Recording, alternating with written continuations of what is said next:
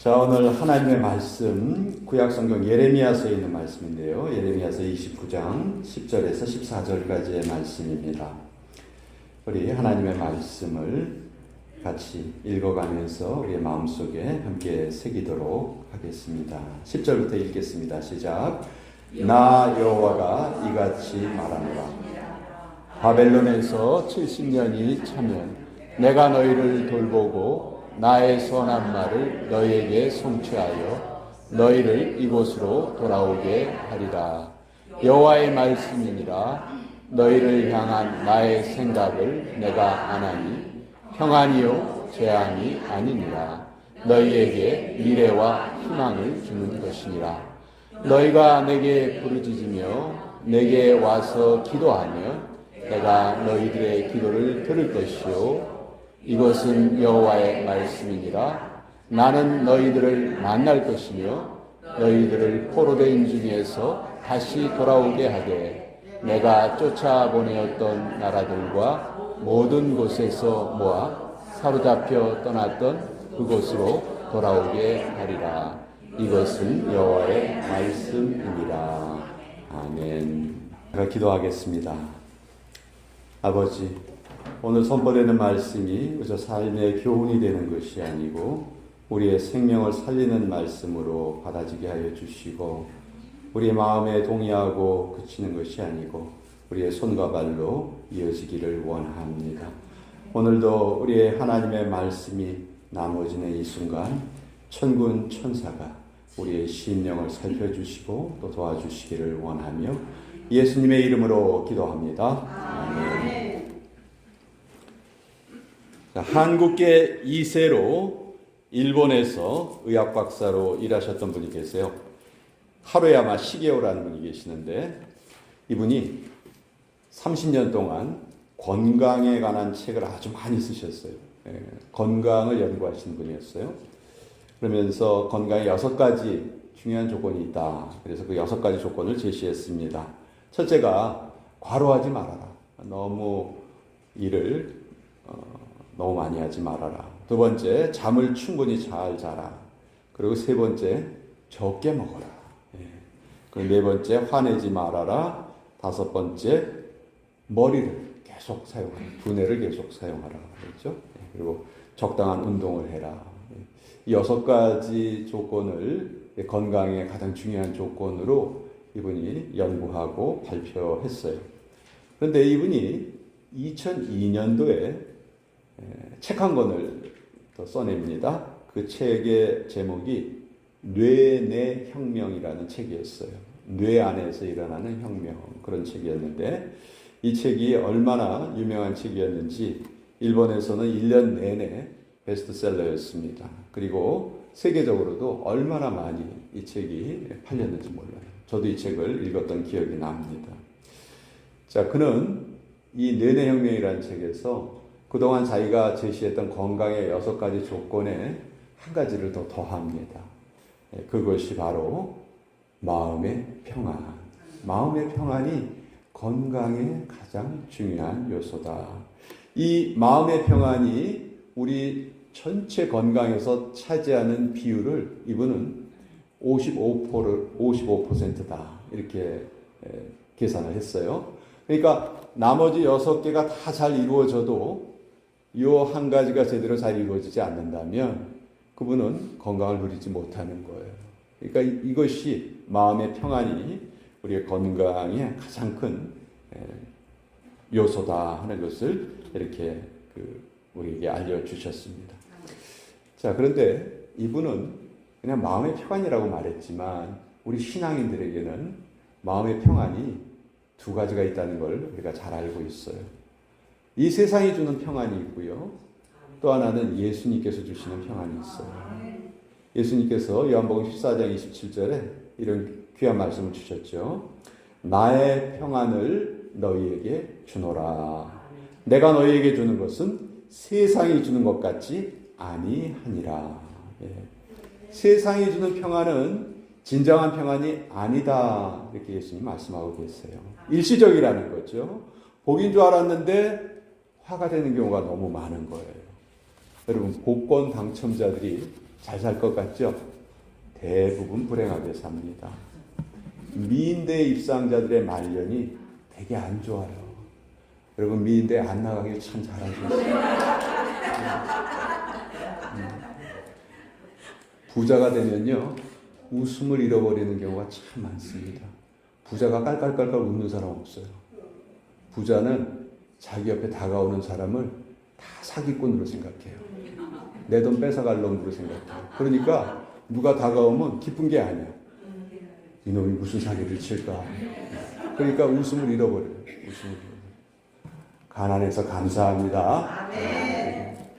그래서 진정으로 우리를 기쁘게 하는 그런 참 평안은 하늘에서 우리에게 주어지시는 거고 예수님께서만이 우리에게 주실 수 있는 거예요.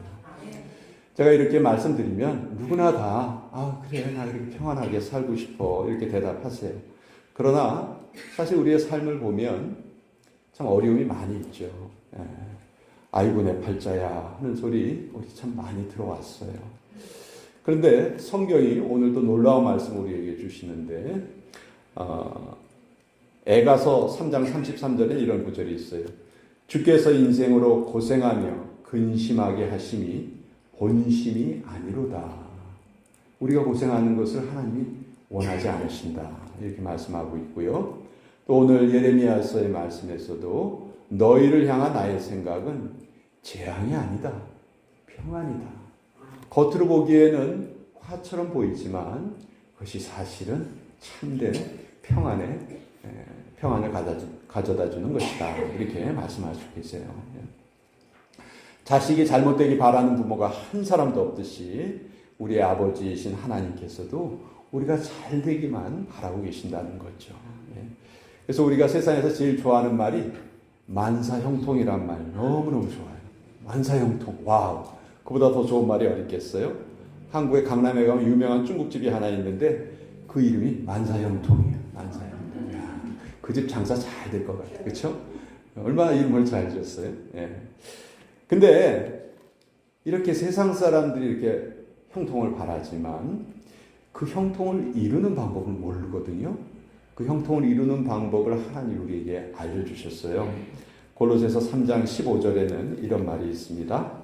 그리스도의 평강이 너희 마음을 주장하게 하라. 또한 너희는 감사하는 자가 되라. 그러니까 우리가 만사형통을 누리기 위해서 마음의 평안이 필요한데 그 마음의 평안이 우리에게로부터 비롯되는 것이 아니고 예수님의 평강이 우리의 마음을 다스리시도록 지배하도록 하시면 된다 하는 거죠. 예수님의 마음이 우리의 삶을 주장하시면 우리의 삶에 꼬였던 부분이 풀려간다는 거예요. 막혔던 부분이 열리기 시작을 합니다. 우리 창세기에 보면 요셉 이야기 우리 참 잘 알고 있죠. 참 억울한 상황 많이 당하죠. 근데 요셉 이야기를 아무리 열심히 읽어봐도 요셉이 불평하였더라라는 말이 한마디도 없어요. 우리 같으면 아마 단식투쟁하고 난리가 났을 거예요. 그렇죠? 근데 요셉의 이야기를 살펴보면 불평했다는 말이 한마디도 없어요. 형들에 의해서 노예로 팔려갔어도 불평하지 않았습니다. 억울하게 옥살이를 해도 불평하지 않았습니다. 나중에 꿈을 해몽해 주잖아요. 꿈 해몽하기 전에 너 내가 이거 해몽해 주면 나 좀 기억해 줘. 그랬죠? 근데 그 해몽 잘 해줬더니 어떻게 됐어요? 사기져 버렸죠. 근데 요셉이 거기에 대해서 불평하지 않아요. 우리 같으면 총리가 됐으면 제일 먼저 뭐 했을까? 야, 그놈 찾아와. 우리 같으면 그랬을 텐데 요셉은요 그러지 않았어요. 전혀 불평하지 않았어요. 왜? 하나님의 평강이 요셉의 마음을 다스리시고 있었기 때문에. 요셉의 마음속에는 하나님의 평강이 있었기 때문에. 그래서 우리는 하나님이 주시는 평안을 우리 마음속에 품고 있는 것이 너무 중요한데요. 오늘 우리가 읽은 예레미야서의 본문은 여러분 예레미야라는 선지자 별명이 눈물의 선지자죠. 이사야 선지자는 북이스라엘이 망했을 때 활동했어요. 예레미야는 남유다가 망했을 때 활동했어요. 그러니까 나라가 망할 때 선지자 역할을 했어요. 그러니 얼마나 그 마음이 아팠겠어요. 예. 정말 그때에는 바벨론이라는 나라가 쳐들어와서 남유다를 멸망시키고 이스라엘 사람들 다 포로로 끌어가고 뭐 하여튼 한마디로 좋은 소리라고는 들리지 않는 그런 때예요. 근데 그때 하나님께서 예레미야를 통해서 이스라엘 백성들에게 놀라운 말씀을 하세요. 내가 너에게 주는 이 상황은 재앙이 아니야. 결국은 이것이 평안으로 바뀌어질 거야. 이것을 지금 이스라엘 백성들에게 말씀하고 계시는 거예요. 여러분, 유럽에 가면 유명한 나라 셋이 있습니다. 영국, 프랑스, 독일, 요 세 나라가 유럽에 참 많은 국가들이 있지만 그래도 요 세 나라가 좀 잘 알려진 나라죠. 근데 이 세 나라가 그 국민들이 자부심이 정말 대단해요. 다 자기가 잘났다고 싸웁니다. 영국은 한때에는 대영 제국이라고 불렸죠. 그렇죠? 해가 지지 않는 나라. 식민지를 너무 많이 가지고 있어가지고 해가 지지 않는 나라. 그렇게 불렸습니다. 불란서는 어때요? 프랑스. 프랑스 하면은 예술과 요리는 우리가 세계 최고다. 그리고 유럽의 귀족 사회에서는요, 모든 그 언어가 프랑스어를 사용을 해요. 그러니까 어느 나라 사람이든지 프랑스어를 모르면은 제대로 대접을 받지 못해요. 그만큼 프랑스가 아주 영향력이 있습니다. 독일은 어떻습니까? 히틀러가 세계 2차 대전을 일으킨 이유가 뭐예요? 우리 게르만 민족이 세계에서 최고야. 그것을 과시하려고 전쟁까지 일으켰잖아요. 이 세 나라의 자부심은, 이 세 나라 사람들의 자부심은 정말 대단한 거죠. 그런데 이 세 나라 사람들 자부심을 다 합쳐봐도요, 유대인의 자부심에는 발끝에도 못 미칩니다. 유대인들은 어떻게 생각했냐면요, 전 세계 모든 민족 중에서 우리만 제대로 된 사람이고 나머지는 그냥 지옥의 땔감이 부족해서 하나님이 땔감으로 쓰시려고 쟤네들을 지으셨어. 이렇게 생각할 정도였어요. 그러니까 이 유대인들의 자부심이라는 것은 정말 하늘을 찌를 정도거든요. 그런데 그렇게 의시되던 유대 백성들이 지금 어떻게 됐냐 하면 자기들이 지옥의 땔감이라고 여겼던 이방인에게 포로가 됐어요. 그래서 그 나라로 끌려가서 거기에서 온갖 고난을 당하면서 다 살고 있는 거예요. 그러니까 그 심정이 어떻겠습니까? 마치 어제까지 자기가 종으로 부리던 자를 오늘서부터는 마치 상전으로 모시는 것 같은 아마 그런 마음을 느꼈을 수도 있었을 것 같아요. 자, 전쟁 포로로 끌려가서 밥인들 제대로 먹었겠습니까? 잠인들 편안히 잤겠습니까? 언제 죽을지도 모르는 그런 상황 속에서 하루하루를 극도의 굴욕감과 절망 속에서 살아갔을 거예요. 자기들이 가졌던 그 자부심이 컸기 때문에 낙심 또한 더 컸을 겁니다. 자, 그런데 이때 예레미야는 하나님의 말씀을 이들에게 전하는 거예요. 절대로 낙심하지 말아라. 너희가 반드시 회복되어서 다시 우리 예루살렘 땅으로 돌아갈 것이다. 그러니 절망하지 말고 하루하루를 열심히 살아라. 오직 하나님만 더욱더 의지해라. 하나님께서 능력이 없으셔서 나라가 망한 것이 아니고 너희가 하나님을 의지하지 않고 우상에게 절하고 우상을 섬기니까 하나님 너희를 정신 차리게 하시려고 이런 어려움을 잠시 잠깐 허락하신 것뿐이다. 이것이 예레미야가 이스라엘 포로들에게 전한 메시지였어요. 그러면서 이 어려움을 이겨내려면 무엇보다 전심으로 하나님을 찾으라. 이렇게 격려하세요. 너희는 내게 부르짖으면 와서 내게 기도하면 내가 너희를 들을 것이고 너희가 전심으로 나를 찾고 찾으면 나를 만나리라.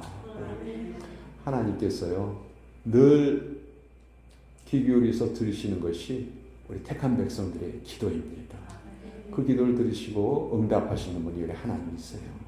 그래서 우리는 어떤 문제든지 우리가 고민할 필요가 없습니다. 하나님께 다 가지고 나갈 수 있고 또 그것이 하나님의 뜻에 합당하다면 그 기도에 대해서 하나님은 반드시 확실한 응답을 우리에게 내려주시는 거예요. 근데 우리가 신앙생활 하면서 한 가지 오해가 있어요. 이거 뭐냐면 하나님이 이것을 원하시면 내가 그것을 기도하지 않는다 할지라도 하나님 그거 이루어 주실 거야. 우리 이거요. 아주 믿음이 좋은 것처럼 들리지만요. 엄청난 오해입니다. 나를 향하신 하나님의 뜻이 평안이시니까, 이 교회를 향하신 하나님의 뜻이 부흥이니까 우리가 기도하지 않아도 부흥이 있을 것이고 우리가 기도하지 않아도 평안이 있을 거야 라고 생각하는 것은 엄청난 착각입니다. 전혀 그렇지 않아요. 에스겔서 36장 37절에 하나님이 이렇게 말씀하세요. 나 주 여호와가 말하노라. 그래도 이스라엘 족속이 이와 같이 자기들에게 이루어주기를 내게 구하여야 할지라. 에스겔서 36장도 똑같은 말씀이에요. 에스겔도 포로로 끌려간 그들 중에 있었던 선지자거든요. 그들에게 하나님의 회복을 약속하고 계세요. 그런데 내가 그렇게 약속을 했어도 너희들이 반드시 기도해야 해. 그래야 이루어질 거야. 하나님 이렇게 말씀하시는 거예요. 그래서 오늘 12절 말씀에도 너희가 부르짖고 내게 와서 기도하면 내가 너희의 기도를 들을 것이다. 그러니까 하나님이 언제 일을 하시는 거예요? 우리가 기도할 때 하나님이 일하시는 거예요. 그러니까 우리가 기도하지 않는 것은 하나님의 일을 방해하는 것과 마찬가지예요. 기도하지 않는 것은 아무 일도 아닌 것이 아니고 내가 적극적으로 하나님의 일을 방해하고 있는 거예요. 그래서 성경은 우리에게 늘 기도하라 이렇게 권면하고 계시죠. 하나님께 여쭤보지 않는 것을 하나님께서 성경에서는 죄라고 말씀하십니다. 이사야서 30장에 보면 그들이 바로의 세력 안에서 스스로 강하려 하며 애굽의 그늘에 피하려 하여 애굽으로 내려갔으되 나의 입에 묻지 아니하였도다. 하나님이 탄식하시면서 말씀하세요. 나의 입에 묻지 아니하였도다. 그러니까 당연히 나에게 물어야 하고 기도해야 하는데 그것을 안 했다. 지금 하나님이 이렇게 책망하고 계시는 거예요. 그래서 우리는 어떤 상황에서든지 어떤 문제를 만나도 우리는 부지런히 하나님을 찾으며 하나님의 응답을 구하는 그런 사람이 되어야 됩니다. 진리를 찾기 위해서 오랫동안 순례의 길을 행했던 한 젊은이가 아주 유명한 경건한 수도자를 만나게 되었어요. 이 젊은이는 이 수도자에게 묻습니다. 선생님, 제가 인생의 참길을 찾고 싶습니다. 어떻게 하면 만날 수 있을까요? 그랬더니 이 수도자가 암소리하지 않고 이 젊은이를 연못으로 데려갑니다. 그런데 갑자기 물속으로 이 젊은이 얼굴 팍 집어넣는 거예요. 이 젊은이가 얼마나 놀랬겠습니까? 놀래가지고 막 물속에서 일어나려고 발버둥을 쳤는데 이 수도자가 힘이 얼마나 센지 계속 머리를 누르고 있는 거예요. 죽을 것 같았어요. 이 젊은이가. 숨을 못 참고. 근데 그제서야 탁 꺼내주는 거예요. 그리고 이 젊은이에게 묻습니다. 너 물속에서 제일 필요했던 것이 뭐니? 그러니까 젊은이가 당연하듯이 대답하죠. 숨 쉬는 것이었습니다. 그랬더니 이 수도자가 말합니다. 너 그런 마음으로 진리를 한번 찾아봤니? 하고 물어보는 거예요. 그렇게 간절하게 찾는 자만이 그것을 얻게 될 것이다. 그래서 하나님도요, 우리에게 대충 구해 이렇게 말씀하지 않으셨어요. 간절하게 찾고 또 찾으라 말씀하셨습니다. 우리가 하나님을 간절하게 찾을 때, 하나님을 간절하게 구할 때 우리는 하나님을 만나고 하나님의 은혜를 입어 형통함을 누리게 될 줄 믿습니다. 힘드세요? 길이 안 보이세요? 망한 것 같으세요? 아니에요. 하나님의 뜻은 우리의 형통함이다. 성경에 이렇게 말씀하세요. 이제 하나님의 뜻을 믿으세요. 그리고 기도하시고 찾으세요. 그러면 하나님께서 하나님이 우리를 만나주시는 거예요. 우리는 기도할 수 있는 특권을 가진 자들입니다. 하늘 창고에 우리를 위한 무한한 선물들이 지금 쌓여 있다고요. 왜 구하지 않는가? 왜 구하지 않았어요? 왜 교회를 다니면서 그렇게 얼굴을 찌푸리고 다니세요? 하나님이 돌아가셨다면 그런 얼굴 하고 다니세요. 그러나 하나님은 어제나 오늘이나 영원토록 어떠하시죠? 동일하시다. 그러니까 우리가 간절한 마음으로 하나님께 나아가기만 하면 됩니다. 그래서 우리 모두 하나님의 신실하심을 경험하시되 찔끔찔끔 이렇게 조금씩 경험하지 마시고 지속적으로 풍성하게 누리시는 저와 여러분들 되시기를 축원드립니다. 기도하겠습니다. 아버지 하나님, 우리 중에 혹시 실망과 좌절로 인해 웅크리고 있는 분들이 있다면 일으켜 주시옵소서. 진실로 믿음의 기쁨과 기도의 응답을 누리지 못하는 분들도 이제는 깨우쳐 주시옵소서. 우리에게 간절한 마음을 더하여 주셔서 우리의 삶이 영적으로 더 낮고 깊은 삶이 될 수 있도록 아버지 우리가 더 열정적으로 부르짖게 하여 주시고 이 교회가 전체적으로 다 부흥할 수 있도록 우리의 기도를 모으게 하여 주시옵소서. 예수님의 이름으로 기도합니다. 아멘.